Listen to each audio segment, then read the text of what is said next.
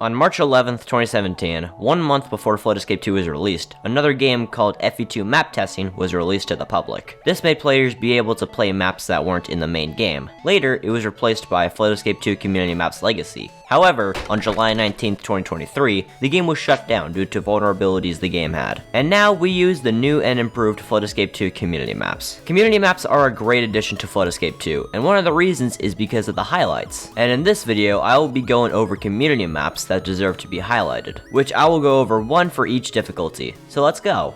Easy map was a bit difficult to decide. There aren't very many easy maps I know about. For all I know, there could be an easy map that's perfectly highlight worthy, except I just don't know the map exists. So my best choice is Snowy Cordillera. This map was made by Martin Z, who's also the same guy that made Active Volcanic Mines, the former hardest map in Flood Escape 2. Anyway, Snowy Cordillera is another basic snow-based map, although I feel like it's somewhat unique because it was Mar who made it, but I don't know. I mean, the decorations are nice and the gameplay is pretty readable, but I think the reason why this map hasn't been highlighted yet is because it doesn't have a custom soundtrack. But if the map got a custom soundtrack that's actually good, this would definitely be highlight worthy.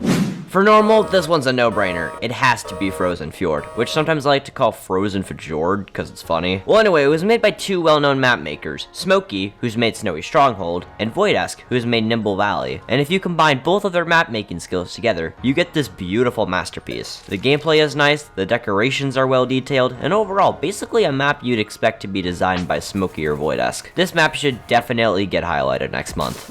Hard was probably the most difficult one to decide. All the CM maps either suck or were already highlighted before. For this, I had to go to the FE2CM forum page in Crazy Blox' Discord server when this map caught my attention. The map is called Chilly Plains, which was made by Keel HGT. It sounds like another basic snow map with nothing special to it, but after I tried it, I realized this is actually a pretty good map. Sure, the pacing's pretty fast and I may have died a couple of times because of it, but otherwise, the gameplay's fun, the decorations are cool, the soundtrack was composed by FinDev, a well-known OST composer, and overall, the map is good. Personally, I think this should be highlighted.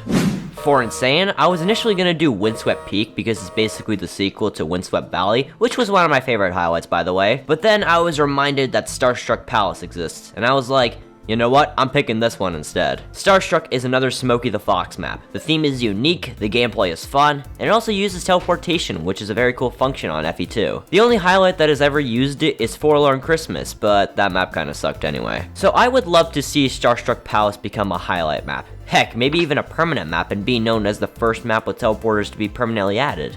Just like Insane, Crazy had another map planned before I changed it last minute, in which that map was shut down. I initially changed it because the porter of the map, Tighter, was banned from Flood Escape 2, so the map couldn't be accessed anymore, but that was before I found out about another version that's the exact same thing. But even then, I'm not familiar with the map at all, I just know it's pretty popular within the community. So my new pick is actually Concrete Carnage. The map was made by Yusuf Daily Star, if that's how you even say it, but I was told that a lot of people worked on this map, and one of them being Evan, a well-known FE2 YouTuber. He's been talking about the map a lot, and I eventually thought, alright, that's it, I'm gonna see what's in store for me. I beat the whole map, and it's actually a really good map. I could see why people were hyped about it. The theme is cool, the decorations are great, the soundtrack is a banger, the gameplay, it's a little on the low side because of the site rating, but it's not the worst thing in the world. Overall, the map is great. I would love to see this be highlighted.